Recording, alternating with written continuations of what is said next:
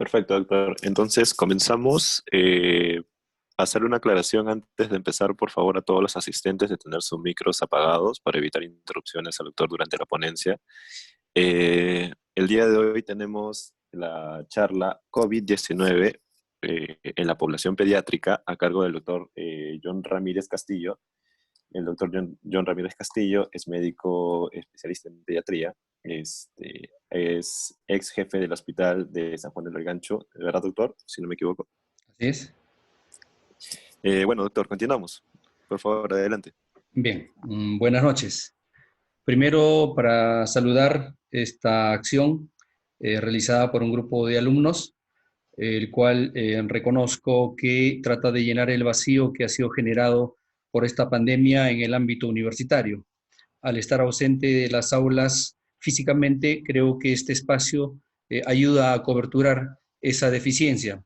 Por otro lado, saludar y agradecer a la audiencia que están ávidos de conocimiento, ya que siendo estudiantes de medicina, tienen contacto con familiares, vecinos, amigos, que de alguna forma tienen dudas respecto a esta enfermedad y obviamente muchos temores. Y creo que cuando uno tiene eso, siendo una persona de la sociedad, acude principalmente a un conocido y muchos de ellos son alumnos de medicina, de tal manera que para poder dar consejería y ayudar a despejar sus dudas, un alumno de medicina debe estar capacitado como para poder brindar ayuda y soporte adecuado. Así que saludo la participación del nutrido grupo de alumnos de las diferentes facultades de medicina. Dicho esto, comenzamos con la ponencia respecto a COVID-19 en la población pediátrica. Esta ponencia básicamente se plantea los objetivos de revisar la data y compartirla con ustedes respecto al aspecto epidemiológico, el aspecto clínico y la prevención. Básicamente epidemiológico y prevención porque esa es la labor que ustedes van a cumplir. Clínico porque probablemente en un futuro, siendo ustedes ya médicos, van a abordar el tratamiento de estos pacientes que pudieran tener algún grado de infección. Decirles que respecto a los patrones epidemiológicos y clínicos del COVID-19, en gran medida ahí es muy poco clara y especialmente esto se traduce en los niños, porque hay estudios con poca data. Las características epidemiológicas en los pacientes pediátricos se han estudiado de manera retrospectiva, dado lo galopante que ha sido esta pandemia. Acuérdense que esto comenzó en el mes de noviembre y estamos en finales de marzo y ya ha azotado a gran parte de la humanidad. Respecto a las edades, los niños de todas las edades parecen ser susceptibles al COVID-19 y las manifestaciones clínicas del COVID-19 en los niños fueron generalmente menos severas que la de los pacientes adultos. Los niños más pequeños, en particular los lactantes, han sido más vulnerables a la infección. De tal manera que esto es importante como dato. Comenzaremos primero definiendo aspectos del manejo en la población pediátrica, porque debido a ello vamos a clasificar a nuestros pacientes y plantear el abordaje terapéutico. Entonces, en las definiciones diremos que el riesgo para hacer la enfermedad es alto en aquellos niños que están expuestos a un caso positivo de COVID-19. El riesgo para hacer la enfermedad COVID-19 es medio en un paciente pediátrico que vive en un área epidémica y bajo en pacientes que viven en un área donde se ha reportado o informado un caso de COVID-19. Respecto al caso sospechoso de alto riesgo, es un paciente que tiene riesgo alto para hacer la enfermedad, es decir, es un niño expuesto a un caso positivo de COVID-19 y que cumple una o dos de las siguientes condiciones. O ha tenido fiebre o síntomas respiratorios o síntomas digestivos y a su vez presenta fatiga. O alguna prueba de laboratorio con un hemograma normal, es decir, leucocitos normales o linfocitos normales o linfopenia o leucopenia. Y a su vez una proteína C reactiva elevada. Y 3, rayos X anormal. Entonces, un caso sospechoso de alto riesgo es un niño que presenta riesgo alto de la enfermedad, y 2 de las condiciones que hemos planteado en la diapositiva. Un caso sospechoso, mediano o de bajo riesgo es aquel paciente que tiene riesgo medio de hacer la enfermedad, es decir, vive en un área epidémica, o tiene riesgo bajo, es decir, vive en un área donde se informó un caso COVID-19, pero a su vez presenta 2 de las 3 características siguientes. Igual, o ha presentado fiebre o síntomas respiratorios y digestivos, o fatiga, o una prueba de laboratorio con un hemograma normal, o con leucopenia, linfopenia y una proteína C reactiva elevada, o rayos X normal. Pero la característica en este caso es que este paciente debe haberse excluido un proceso gripal o una infección respiratoria común. En ese caso, justamente se define como un caso sospechoso de mediano o bajo riesgo. ¿Qué cosa es un caso confirmado en pediatría? En pediatría, un caso confirmado es cualquiera de los casos sospechosos anteriormente descritos, pero que cumplen uno de los siguientes criterios, que tienen un hisopado faríngeo o muestra de sangre positiva usando la reacción en cadena de la polimerasa, o 2, tienen la secuenciación genética de la muestra faríngea o muestra sanguínea altamente homóloga con el virus. Es decir, es un caso sospechoso, pero con una prueba de laboratorio positiva para el COVID-19. Una vez definido quién es un paciente diagnosticado de COVID-19, nos corresponde clasificarlo de acuerdo a la gravedad para plantear el abordaje terapéutico. En estos casos, todos los pacientes que vamos a describir han tenido un examen de laboratorio positivo. Se califica como la infección asintomática aquellos pacientes sin síntomas ni signos clínicos y una radiografía de pulmón normal, pero con un examen de laboratorio positivo. Probablemente la mayor cantidad de la población pediátrica caiga en esta definición, porque se considera que la población pediátrica básicamente hace una enfermedad asintomática. 2, una enfermedad leve es aquella en la que el paciente presenta síntomas de infección aguda del tracto respiratorio superior, incluyendo fiebre, fatiga, mialgias, tos, dolor de garganta, secreción nasal o estornudos. Pero a su vez, en el examen físico muestra ligera congestión de la faringe y no tiene anomalías auscultatorias. Esto es catalogado como un paciente leve. Un paciente diagnosticado del COVID-19, pero que se cataloga como moderado, es aquel paciente que ya tiene una complicación respiratoria. Puede ser una neumonía, presenta fiebre, tos frecuente. La tos inicialmente puede ser seca y posteriormente se hace productiva. Obviamente puede tener un compromiso mecánico bronquial, como un broncoespasmo y hacer sibilancias, pero no va a presentar hipoxemia ni falta de aliento, es decir, no tiene compromiso respecto al intercambio respiratorio, y en los pulmones ya se auscultan roncantes. En el paciente catalogado como grave, diagnosticado de COVID-19, es un paciente ya con síntomas respiratorios como tos, pueden ir acompañados de síntomas gastrointestinales como diarreas, vómitos, y la enfermedad generalmente progresa alrededor de una semana. La disnea ya se presenta, se hace una cianosis central y la saturación de oxígeno ya es inferior al 92%. Es decir, ya está teniendo este paciente compromiso respiratorio para el intercambio gaseoso. Un paciente diagnosticado de COVID-19 crítico es un niño que obviamente ya presenta complicaciones mayores en el sistema orgánico. Es un paciente que puede tener un síndrome de estrés respiratorio agudo o con una insuficiencia respiratoria, y también puede entrar inclusive en shock, encefalopatía, lesión miocárdica, insuficiencia cardíaca, alteración en el problema de la coagulación, puede afectar ya riñones, una difusión orgánica o una falla multiorgánica, potencialmente mortal. Esto es un paciente crítico en el COVID-19. Pasaremos ahora a revisar qué hay de la información epidemiológica respecto a los pacientes pediátricos.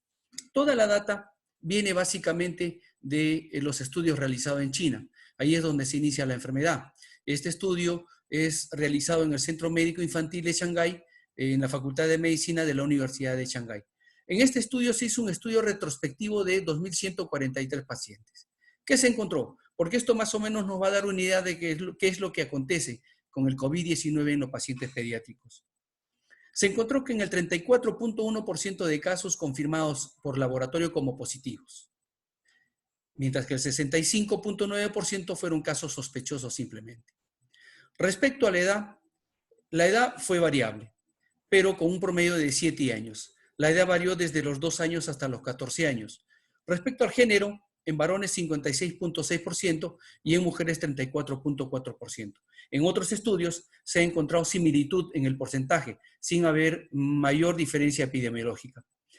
El 4.4% de casos asintomáticos severos, el 50.9% casos asintomáticos leves y el 38.8% de casos asintomáticos moderados. Respecto a los casos graves y críticos, ¿qué se encontró en estos reportes?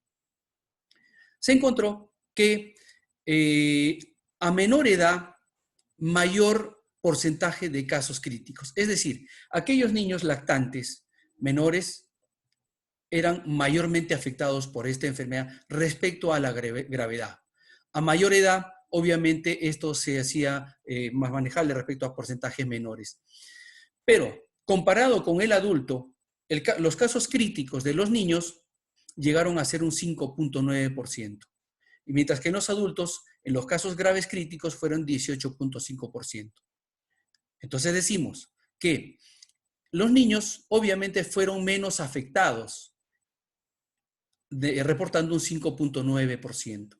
Pero de este 5.9% de niños afectados, la mayor población afectada fueron los menores de 1 año como casos graves críticos. En este estudio se reportó solamente un niño fallecido. La otra pregunta es, ¿por qué los niños hacían menor enfermedad que los adultos? Eso luego lo vamos a comentar. Respecto a la sintomatología, la fiebre fue el mayor síntoma que se presentó en estos pacientes con un 41.5%. Pero a su vez se reportaron dolor de garganta, mialgias, malestar general, disnea, etc.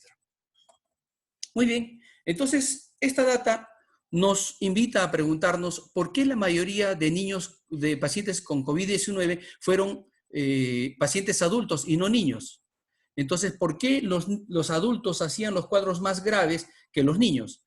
Se postularon 3 hipótesis. La primera que tiene ligada con la enzima convertidora de la angiotensina 2.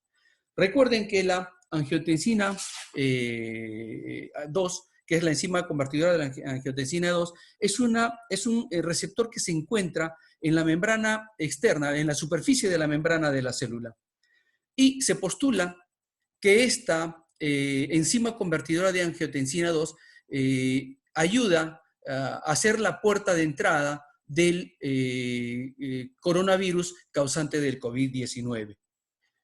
Ahora, ¿por qué en los pacientes pediátricos tiene menor ingreso a través de este receptor? Se postula que esta capacidad de receptor está disminuida e inmadura en los pacientes pediátricos. Por lo tanto, no hay mayor recepción de los virus que ocasionan el COVID-19. Obviamente, esto todavía está en estudio, es controversial, solamente es una hipótesis. En el futuro tendrá que probarse para poder plantear alternativas terapéuticas para revertir o evitar el ingreso del virus del COVID-19 a la célula. Después, la otra hipótesis es las infecciones respiratorias. Recuerden que los pacientes pediátricos padecen de infecciones virales con mucha frecuencia y más frecuencia que la de los adultos. Por lo tanto, se postula que su capacidad de respuesta a través de los anticuerpos obviamente es mucho mejor en la población pediátrica. Y tercero, mejor cuidados. Los niños tienen una persona adulta que los cuida y disminuye el exponerlos a pacientes sospechosos o infectados del COVID-19. Estos factores harían que los niños hicieran cuadros menos graves que los adultos. Conclusiones de esta parte de la exposición. Respecto a la gravedad, recordar que los niños hacen cuadros menos graves que los adultos, que la mayor cantidad de cuadros de COVID-19 en los niños generalmente son asintomáticos, pero que En los niños menores, el cuadro de gravedad es mucho mayor que respecto a los niños mayores. La tasa de la letalidad es mucho menor en los pacientes pediátricos. La edad no tiene mayor significancia epidemiológica, tampoco el sexo. Recordar que en los pacientes la edad promedio es 7 años, pero que puede ir desde los 2 hasta los 14 y algunos estudios reportan 17 años. ¿Qué es lo que falta hacer en la población pediátrica respecto al COVID-19? Obviamente evaluar las características clínicas del COVID-19 en niños. Para esto necesitamos mayores estudios, para esto necesitamos una data mucho más florida que nos pueda aportar luces respecto a esta situación. Y obviamente esperemos que esa data sea de vitalidad y ayuda para poder tratar los cuadros del COVID-19 en pacientes pediátricos. Esta parte de manejo clínico en realidad es discutible, pero yo quise compartir algo con ustedes porque finalmente ustedes en algún momento se van a convertir en colegas y van a tener a la mano pacientes que atender, de tal forma que ya deben estar de alguna manera inmiscuyéndose en el manejo clínico de los pacientes. Al igual que nosotros en anteriores situaciones epidemiológicas complicadas como el H1N1 o el cólera, también adquirimos algo de experiencia que nos sirve en esta oportunidad de la pandemia generada por el coronavirus que ocasiona el COVID-19. De tal forma que ustedes en el futuro de repente podrán enfrentar situaciones similares y debemos tener la experiencia de hoy para poder plantear el tratamiento posterior. Entonces, diremos que todavía los COVID-19 en niños todavía se presenta con menor frecuencia y con una sintomatología más leve. El cuadro clínico es variable en los pacientes pediátricos. No hay todavía un protocolo definido respecto a el cuadro, digamos, florido que pueda decirnos cómo es el diagnóstico de un paciente con COVID-19.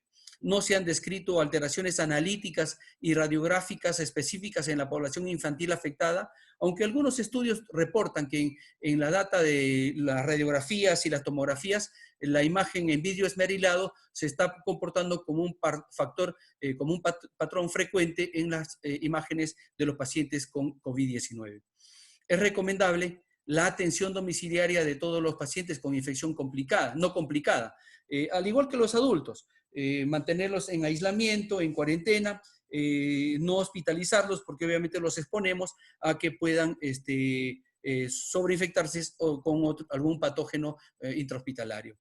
Y los pacientes hospitalizados son unos pacientes con una característica especial, porque estos pacientes van, a diferencia de los adultos, van a requerir de un cuidador adulto, del papá, de la mamá, de un hermano, de un familiar, que pueda cuidarlos. Y esto obviamente hace que los cuidadores también estén expuestos en un ambiente altamente contaminado. Por lo tanto, se recomienda en estos casos de los pacientes hospitalizados que el acompañante deba también tener las barreras que impidan el contagio con el COVID-19. Usar mascarillas, gorros, guantes, bata o mandil y sus botas. Entonces, básicamente esto. La Asociación Española de Pediatría, que está ahora agobiada en el trabajo por el embate que ha tenido España con la infestación del coronavirus, ha planteado algunos cuadros respecto a poder diferenciar los síndromes clínicos asociados a la infección del COVID-19 para tomar algunas decisiones clínicas. De tal manera que ellos han hecho este cuadro diferenciando cuando tipificar una infección no complicada, una infección leve de vías bajas, infección grave de vías bajas, llegando inclusive a manejar la sepsis y shock séptico. Es importante esto para poder clasificar a nuestros pacientes y plantear el tratamiento correspondiente. También han planteado un cuadro en el cual podemos diferenciar respecto al cuadro clínico entre leves y graves. Respecto al hemograma, ya decíamos que inicialmente se comporta como un hemograma normal o puede tener leucopenia, linfopenia, que posteriormente se hace una linfopenia progresiva. La proteína C reactiva es inicialmente normal, luego se incrementa. La bioquímica, también hay alteraciones en la bioquímica. La radiografía de tórax, inicialmente se presentan infiltrados periféricos e intersticiales, como se comporta un cuadro viral, y en los graves ya se pueden evidenciar la imagen en vidrio esmerilado y algunas consolidaciones si es que hay una complicación en el cuadro respiratorio. La tomografía ha demostrado ser un examen de imagen auxiliar incipiente, es decir, uno puede tomar una tomografía y puede detectar el vidrio esmerilado inicialmente apenas inicia el cuadro del COVID-19 en el paciente pediátrico. Respecto al tratamiento farmacológico, obviamente no hay una antibiótico terapia. Esto se hace una antibiótico terapia empírica en pacientes que han tenido algún tipo de sobreinfección bacteriana o shock séptico. Los corticoides sistémicos no están recomendados en los cuadros virales porque ya saben que los corticoides disminuyen la respuesta o la capacidad inmunológica en el paciente. Sin embargo, si tenemos pacientes pediátricos afectados con broncoespasmos, hay que revertir estos y para ello necesitamos usar de alguna manera corticoides. La Asociación Española de Pediatría recomienda metilprednisolona endovenosa de 1 a 20 miligramos por kilo por día de 3 a 5 días. A su vez recomienda no usar más allá de los 5 días porque vamos a, de todas maneras, como ya lo dijimos, afectar la respuesta inmunológica de nuestro paciente. Se han ensayado también antivirales, el oseltamivir, un medicamento antiviral que se ha usado en la época del H1N1, el conocido Tamiflu. Recuerden que este oseltamivir es un medicamento que inhibe a la neuroamidasa del virus. Esta neuroamidasa en el virus es importante para la entrada del virus a las células no infectadas y a su vez también es importante para la liberación de partículas virales recién formadas en el virus. No hay reportes todavía satisfactorios respecto a la efectividad del oseltamivir. A su vez se ha usado también el lopinavir y el otro ritonavir, que son medicamentos que se usan en pacientes que padecen de HIV. Acuérdense que estos medicamentos son inhibidores nucleósidos de la transcriptasa reversa. Estos medicamentos sí se han demostrado efectividad en pacientes con VIH. Actualmente están todavía en estudio. Estos antivirales deben ser sopesados para su uso. El tratamiento con la hidroxicloroquina y la cloroquina no se conoce todavía bien el mecanismo de estos medicamentos. Sin embargo, ya hay ensayos respecto al tratamiento y en pediatría solamente se está recomendando en aquellos pacientes que tienen neumopatías intersticiales. Se recomienda en niños menores de 6 años a 6.5 miligramos por kilo por día y en niños mayores de 6 años 10 miligramos por kilo por día. Las inmunoglobulinas. Las inmunoglobulinas son medicamentos que de alguna forma modulan la respuesta inmunológica en el paciente, modulando la respuesta inflamatoria. De alguna forma se ha visto algún beneficio en el uso de estos productos. Se recomienda 1 gramo por kilo por día por 2 días o 400 miligramos por kilo por día por 5 días. Esto obviamente basado en los reportes que hace la Asociación Española de Pediatría. Finalmente, ¿qué tenemos en la prevención? Obviamente las características que dificultan el control de las infecciones y que puedan facilitar el contagio en la población pediátrica son, primero, que son pacientes que no controlan la emisión de secreciones y excretas. Por lo tanto, el babeo, las secreciones, el control de esfínteres son situaciones que puedan contribuir al contagio con el personal que esté cercano a los pacientes pediátricos. Luego, la incapacidad para adoptar medidas de higiene personal. Necesitan de un cuidador, necesitan de una persona adulta que esté pendiente del paciente pediátrico. Y esto hace que también el cuidador o el acompañante se exponga a contagiarse del COVID, del virus que produce el COVID-19. Dificultad para mantener la mascarilla sobre la nariz y la boca. Obviamente, a menor edad, mayor dificultad. Se recomienda que en niños menores de 1 año no se use mascarilla sobre la nariz y la boca. Hay dificultad para controlar sus desplazamientos. Un niño puede moverse erráticamente dentro de un ambiente, de tal manera que va contaminando superficies y espacios. Y la tendencia de los niños a compartir juguetes y objetos que puedan estar contaminados y obviamente contagiar el virus. La figura del cuidador, ya lo dijimos, es una figura que lo expone al cuidador a contagiarse con el virus. En las salas de espera, usualmente hemos visto en algunos espacios hospitalarios de que mantienen algunos equipos o instrumentos o muebles que permitan la distracción de los pacientes pediátricos. Retirar estos, porque son vehículo fuente de contagio. Más bien poner, digamos, carteles de información respecto a cómo ayudar al cuidado y evitar el contagio de los pacientes en edad pediátrica. En la sala de espera se recomienda que no haya hacinamiento para la consulta. Es más, en algunos casos se recomienda, si el paciente va en un automóvil, debe esperar dentro del automóvil y el personal de enfermería llamarlo por teléfono para cuando le toque su turno. De esta manera se disminuiría la exposición a la carga viral que pudiera haber dentro del ambiente de salud. El alcohol gel es importante, pero siempre va a necesitar el apoyo de una persona adulta o el acompañante para que éste sea efectivo en su uso. Básicamente esto en la prevención.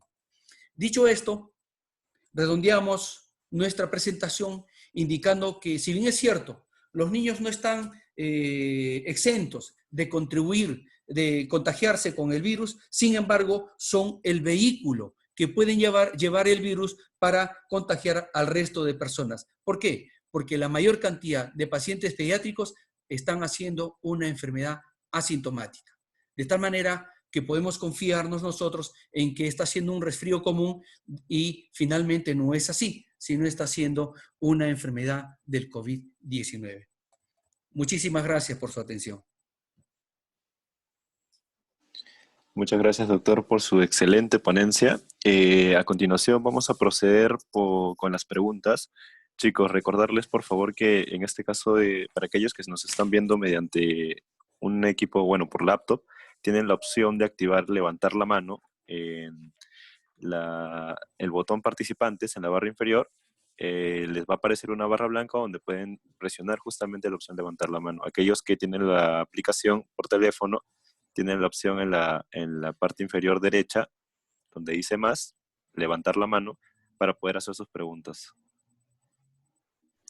Así que ahora es el momento, chicos, los esperamos. También, doctor, comentarle que estamos haciendo la transmisión vía Facebook y vía Twitch. También, así que también vamos a recepcionar preguntas por esa vía. Excelente, Diego. Estamos a sus órdenes. Esperamos un momento, por favor.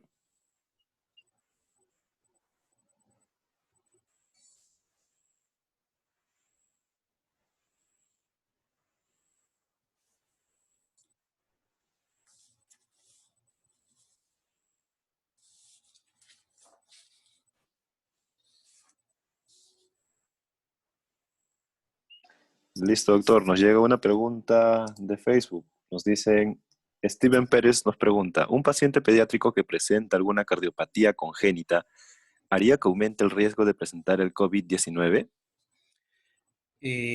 Más que aumentar el riesgo del COVID-19, tendría el mismo riesgo que cualquier otro paciente. Sin embargo, si hace un COVID-19, corre el riesgo de hacer un COVID-19 más severo y más grave por la comorbilidad.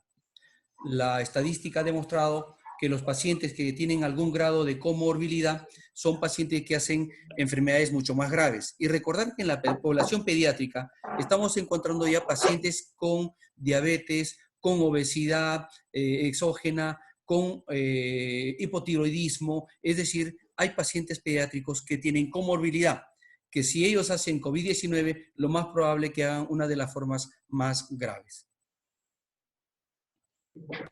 Muchísimas gracias, doctor. Tenemos otra pregunta de aquí de Zoom. Gary Saavedra nos pregunta, con respecto a la población de menores de 1 año, ¿cómo se puede prevenir el contagio en casa con cuidadores o familiares? Si se llegara a contagiar, ¿qué se podría hacer? ¿Cuál es la probabilidad de que se vuelva un caso grave o crítico? Gracias. Son 3 preguntas, doctor. Y según la estadística, los niños menores de 1 año hacen enfermedades más graves. ¿Cómo evitar que se contagie en casa? Si es que no hay ningún paciente que ha sido contagiado con el COVID-19, entonces solamente tener en cuenta que la persona que esté en contacto con el exterior tome las medidas de bioseguridad necesarias. Una vez que regresa del exterior a la casa, debe lavarse la mano adecuadamente y debe, si es posible, cambiar su indumentaria y un baño para poder evitar contagiar a los que están dentro del domicilio. Si en caso ha hecho la enfermedad, obviamente acudir a hacer el diagnóstico. Si es un niño que ha sido diagnosticado de COVID-19 con un examen positivo y es asintomático, debe quedarse en la casa, siendo aislado. Si es un niño que ha sido diagnosticado de COVID-19 y está haciendo sintomatología clínica que no compromete su salud, obviamente estar en casa. Si es un niño que entra a hacer dificultad respiratoria, hipoxemia o alguna signo que implique gravedad, debe acudir a una institución de salud para ser hospitalizado y preservar su salud, monitorizando la evolución del cuadro. Básicamente eso. Muchas gracias, doctor. Nos llegan otras dos preguntas justamente de aquí de Zoom. Mónica Valero dice, el doctor comentó que el tratamiento con hidroxicloroquina y cloroquina, mencionó que se da de más de 6 a 10 miligramos kilo por día, pero no comentó por cuántos días. ¿Podría, por favor, doctor, comentar sobre esta pregunta? Claro, el tratamiento con la cloroquina o la hidroxicloroquina es un tratamiento que está siendo implementado recientemente, de tal manera que los resultados en relación a la efectividad de la cloroquina o hidroxicloroquina todavía no se ha resultado. El tratamiento que se recomienda es por el lapso de 5 días. Listo, doctor. Tenemos una pregunta más. Xiomara Bautista nos pregunta, ¿hay alguna contraindicación en el uso de ibuprofeno en pediatría en caso de COVID-19? Al igual que los pacientes adultos, el uso del ibuprofeno todavía es controversial. Sin embargo, se postula que el ibuprofeno tendría que ver también con la enzima convertidora de la angiotensina 2 como receptor, de tal manera que mientras no se demuestre que es un medicamento que sea inocuo para la población pediátrica, en el caso del COVID-19, lo recomendable es que no se use. Se está recomendando en estos casos el uso de paracetamol para evitar, para disminuir la sintomatología ocasionada por el malestar o la fiebre. Listo, doctor. Muchísimas gracias. Tenemos una pregunta de Facebook. Miriam Elizabeth Guamán Rivera nos pregunta, en un niño con antecedente de asma, ¿cuál sería la probabilidad de que su cuadro de COVID-19 sea grave o termine en la unidad de cuidados intensivos? De todas maneras, en el caso de asma es una comorbilidad que si el paciente entra a un cuadro de distrés respiratorio puede complicarse con el cuadro mecánico del asma. Lo más importante en este caso es evitar que un paciente que tiene antecedentes de asma sea infectado por el virus, porque sí corre el riesgo de hacer una enfermedad grave.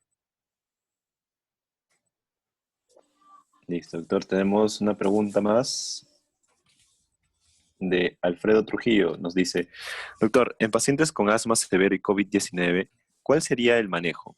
¿Se debería seguir el tratamiento de rutina con corticoides? Ya. En este caso se recomienda el uso de la metilprednisolona. Recuerden que el paso inicial para el broncoespasmo es un proceso inflamatorio a nivel del bronquio, de tal manera que deberíamos primero revertir el proceso inflamatorio concomitantemente con el tratamiento del broncodilatador. Es probable que si usamos solamente un broncodilatador, el cuadro no revierta, de tal forma que vamos a necesitar de todas maneras un corticoide. Y en este caso, se está recomendando la metilprednisolona por 5 días solamente, no más, para no, de alguna más forma, interferir o disminuir la respuesta inmunológica. De todas maneras, además del corticoides, tiene que ir su beta 2 agonista y para poder revertir el cuadro de broncoespasmo. Listo, doctor. Tenemos una pregunta más de Facebook. Susel Espinosa nos pregunta, ¿no es probable que un paciente pediátrico que ya se infectó con el virus y que logra recuperarse se vuelva a infectar? En la población pediátrica eso todavía es incierto. Sin embargo, si nosotros acudimos a la data que existe en la población adulta, se ha evidenciado y se ha reportado que hay pacientes que han sanado, se han reinfectado. Bajo esta premisa es probable de que si un paciente pediátrico que ha hecho la enfermedad del COVID-19 y que ha sanado, es probable que también haga una reinfección. Acá viene la pregunta. Si el paciente pediátrico se reinfecta con el coronavirus que produce el COVID-19, ¿ya ha tenido una inmunidad para este virus o no? Eso probablemente el futuro nos pueda responder. Estamos pendientes de los informes, de los estudios que se están realizando para poder despejar esta duda.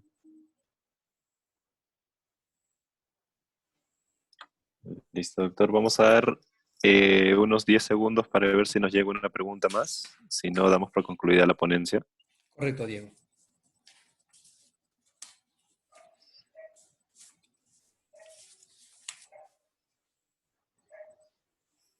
Bueno, doctor, creo que eso sería todo. Agradecerle por la excelente ponencia que nos ha brindado el día de hoy. Esperamos que a los asistentes... bueno, tenemos una última pregunta ya para finalizar. Llegó el último segundo. Carito Ferreira nos pregunta, ¿cómo serían las medidas de prevención para el padre de familia cuidador si tiene diabetes mellitus o hipertensión o padece alguna otra comorbilidad? Bien, yo creo que lo recomendable en este caso, lo mejor es que si hay un paciente pediátrico que es positivo haciendo COVID-19, lo más recomendable es que alguna persona adulta que tenga alguna comorbilidad no esté en contacto con este paciente pediátrico, porque puede tomar las medidas necesarias para evitar el contagio. Sin embargo, existe la posibilidad de que pudiera esta barrera abrir una brecha y contagiar al paciente que tiene la comorbilidad. De tal manera que lo recomendable es que un paciente que tiene una adulta, que tiene una comorbilidad, no cuide a un paciente pediátrico, es más, se aleje del paciente pediátrico infectado con el COVID-19. Sí, no hay esta posibilidad y el niño tiene solamente la oportunidad de ser cuidado por un adulto que tiene una comorbilidad, entonces tomar todas las previsiones del caso. Usar guantes, usar mascarilla, usar gorro, es decir, como si estuviera en un ambiente hospitalario. Lavarse constantemente las manos para evitar el contagio. Esta sería la recomendación. Listo, doctor. Entonces, con esa última pregunta culminamos la ponencia de hoy. Agradecerle nuevamente por esta excelente ponencia y la información que nos ha brindado. Agradecerle a los asistentes. Damos por concluida de esta manera la ponencia del día de hoy, ¿no? Ok, muchas gracias. Muchas gracias a todos.